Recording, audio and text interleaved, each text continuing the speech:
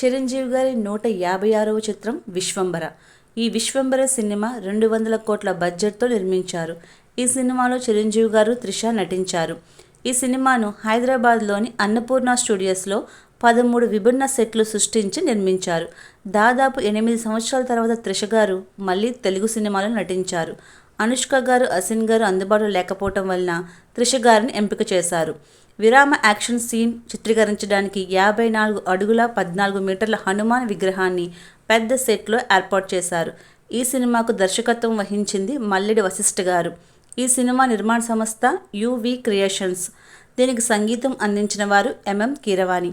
ఈ సినిమా యమలోకం నుండి స్వర్గలోకం దాటి తెలియని ప్రాంతాలను అన్వేషిస్తూ హీరోయిన్ రక్షించడానికి ఒక హీరో చేసే ప్రయత్నమే విశ్వంబర.